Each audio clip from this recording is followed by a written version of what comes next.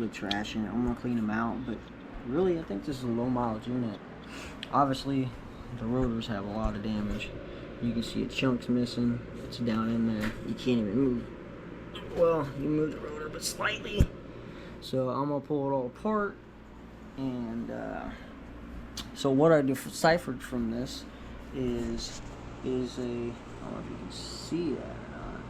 This is 2.38 liter, so it's a 2.4 liter, and the last digits on the bottom number is a 17. So I'm thinking this is an early model, 15 to 17 maybe. On the back here, it starts with a 5-digit number and it ends up with AF. Some of those decode as a 2.7 liter, but everything that I've actually looked up, even on the front here, because this doesn't have the snout or the lid, and I got a buddy that does have a snout and a lid, or at least he did have a snout. But anyways, this has not been ported or anything. This is still, you know, factory thing. I could port it, wouldn't be a big deal, but like I said, main reason I'm even videoing this is because every supercharger video I've seen, they talk about how to make them better, how to do this, how to do that. You know, they show you the design, how it pulls air through the valley here. The lid splits it on both sides. It goes through the cooler and then down, and then obviously the injectors are here, so it sprays fuel. So I guess you can compress fuel coming in, you know, and make it work that way like an older supercharger. But my whole thing with these is a lot of people talk about taking these apart and these rotors being timed. Okay, well, the only rotor pack that I have found or heard anybody say anything about would, from the YouTube videos I've been watching and all the information I've been reading online, there's a different couple companies that do superchargers, stuff like that, but they're like, what, $1,200 for rotors. But you can buy all the bearings for these. You can buy the high-speed bearings for the snout and rebuild the snout. There's a whole bunch of different stuff you can do, but there's nothing on the rotor pack. So I'm gonna pull this one out, and I'm gonna show you guys a little bit more about it as best as I can. So started tearing this apart. Hold on. These are kind of heavy for what they are, but I don't know how well you can see in there. Anyways, some of these newer model casings, the webbing goes way up past the parting line in here, which I don't even know if you can see. And then the older casings, they went below the casting line, and they were they would crack, especially whenever they were in stress or damage. I don't have any issue with this one. It took me, ow, it's got a metal splinter in my thumb, but set this back down real quick. And so I just now got all these bolts out. They're 6mm Allen head key. They got a little rust on the tops, but not really on the bottom of them. But these things were in there so tight I couldn't get it with my small impact. So then I'd resort with an Allen key and a good old trusty steel jack handle. And to get them off, I don't know if you can see this, I twisted it all the way around one full revolution before they would break loose on 2 of them. The other 2 weren't so bad. Yeah. And so now I'm getting ready to pull this off, and then pull these rotors out, and I'll show you when I'm done. Alright, what's up guys? This is a new day, it's Sunday. So I'm going to do an oil change on her car. Guess I'm going to try to get you an in-depth on how to. So I already have it up on ramps. I already had Grayson guide me up here. He's actually pretty good. We do this all the time. Yes, car's safe, nothing like that. I'm gonna get under here and I'm gonna put the camera back so I can show you probably step by step on how to do this. So anyways, this is wiggly. This underpinning on these newer cars, yeah. These are, I think, a 7mm. You just run them out, get it out of your way. Oh, is this gonna drop down on me? Yep, you want to get that one? Yeah. Go ahead. It's already on yours. There you go. Now you got one more. You got there it is. 2 more back here. Those are different size. Can I do the 2 mores? Yeah. No, actually, can I do the 3 mores? I'm probably gonna have to get a screwdriver too. Try not to lose them. Here you go. There's one behind your head. Right there. I'm trying.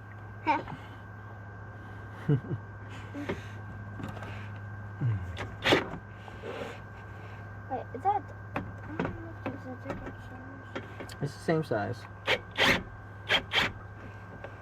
You don't have to spin it out with your finger. That's not going to spin because it's got a washer on it. You have to spin the actual, yep, bolt. Put it on there. It'll come out. Don't lose them. That's it. I know where it went. Yeah, I got Oh, I found it! 2 10mm bolts, and I think it's 2 10mm bolts here on this side. I don't know how well you can see that. Let me show you. There's 2 10mm bolts here, right here, and here.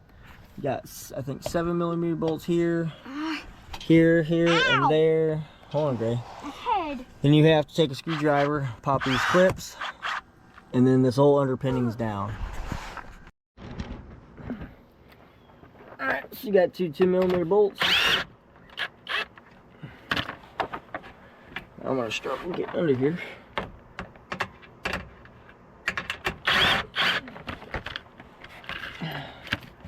Take the plate off. And then this is a 2015 Mustang automatic. It's 3.7, so the oil filter's right there. Let's take 2 7mm bolts out and the 2 10, so I can put the other 2 7s in here because this whole plate's part up underneath the bumper. You'd have to pull all the clips and everything. And then you screw back here, and I think it's a 14mm. It might be a 15. And then I'll start showing him how to drain the oil. Okay, well, this is a 15mm for anybody that needs to know. I'm gonna have him break it loose. Other way, buddy. Let go. Now pull towards you. Is it hard? Is it hard? Can you get it? Well, you guys can see it. I'm gonna set this GoPro down. Can you get it or not? Hold on. Yeah, it's pretty tight. Watch out.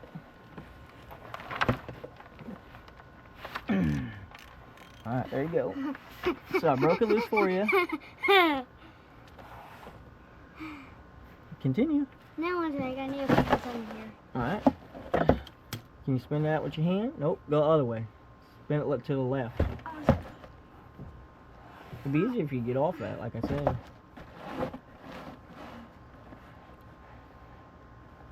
This way? Yep. You gotta spin it out. It's lefty loosey, righty tighty. There you go. Okay, thank you. Hold on. It's kind of long-winded. Okay. Hold on. Okay, it's really long-winded.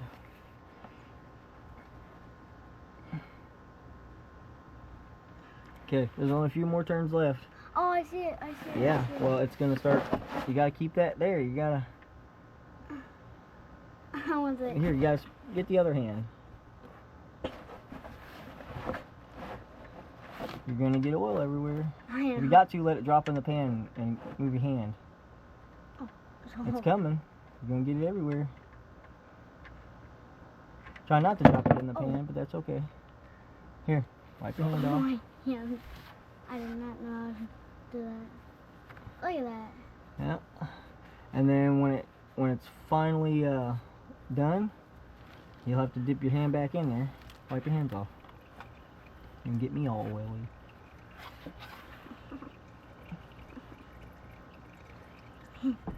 Should have went in there and grabbed that bolt before it got full, but that's okay. I do it now? Yeah, if you can find it. Or here, I'll just do it. Thank God. Yeah, on the back side, get my hand all oily. Don't put your hand in it. Don't play in it.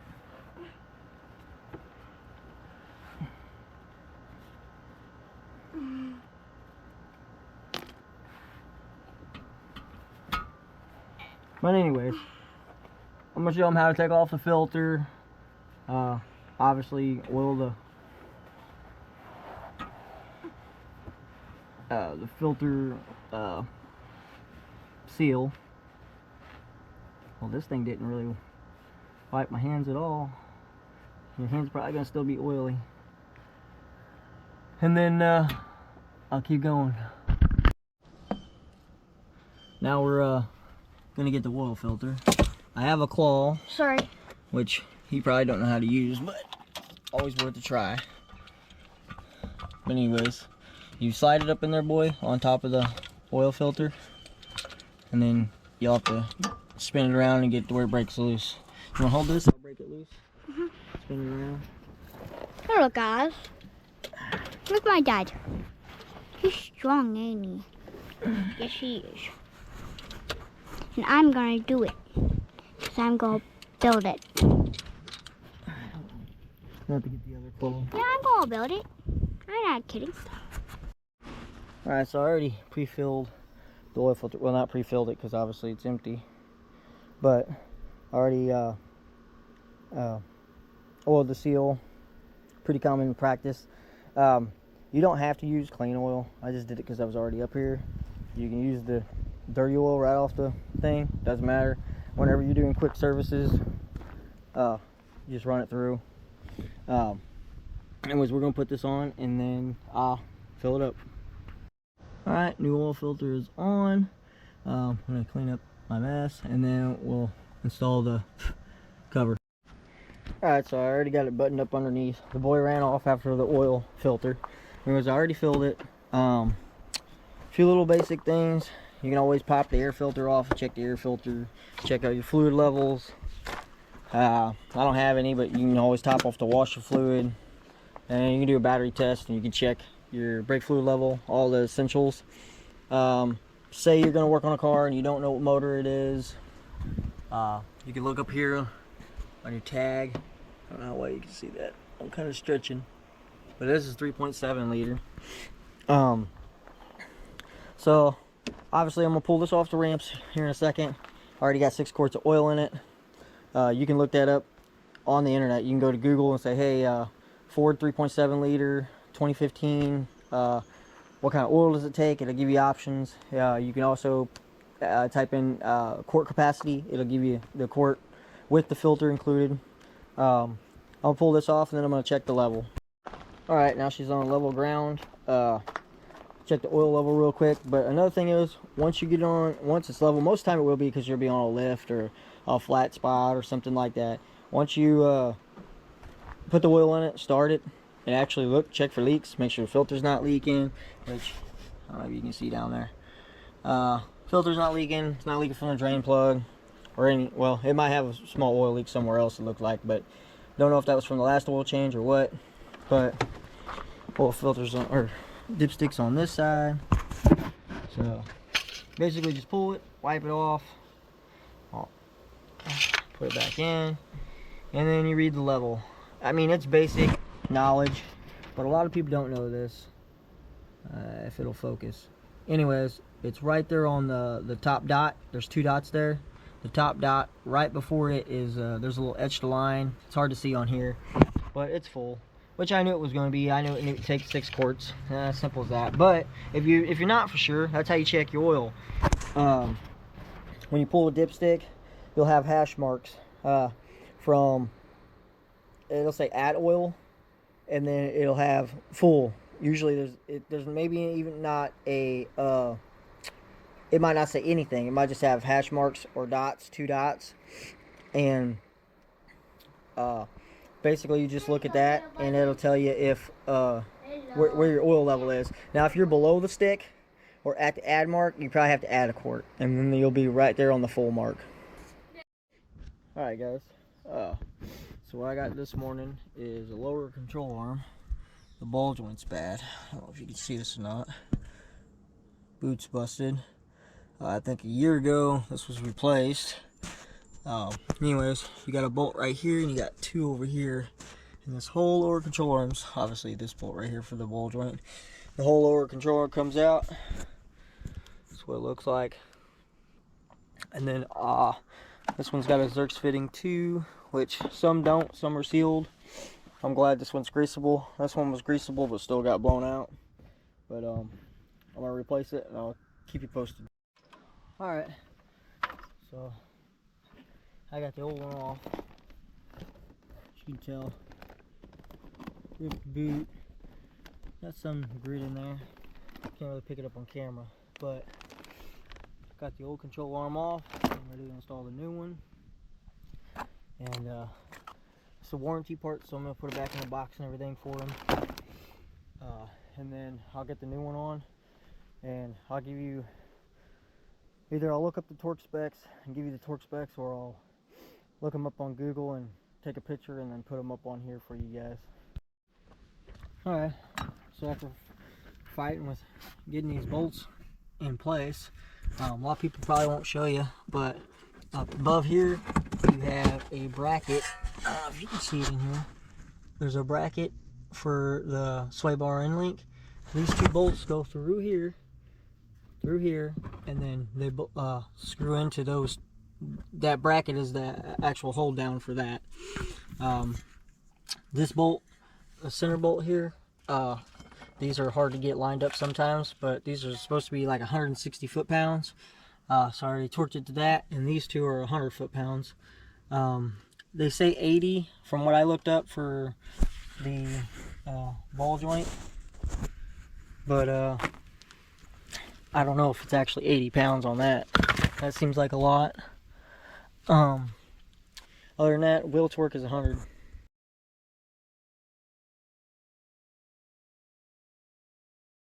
At the track with my nephew and my daughter. Go ahead, stitch on top. Watching some races.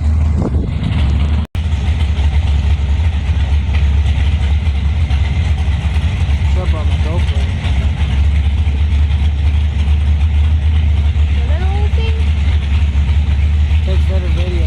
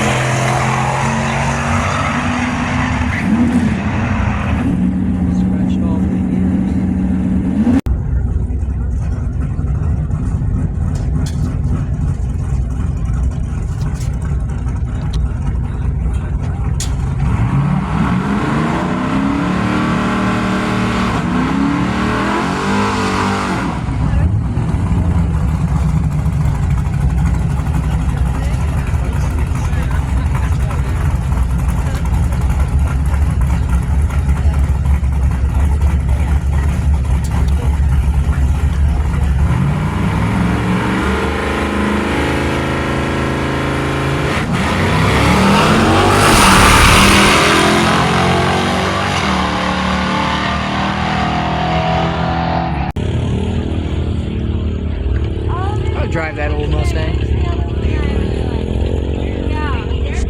But I drive it hard. I wouldn't drive it slow.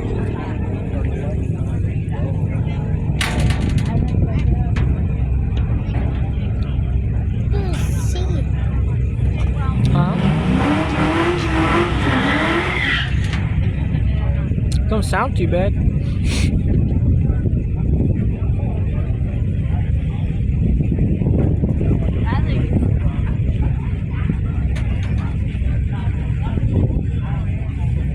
Time for me to get one, I guess, huh?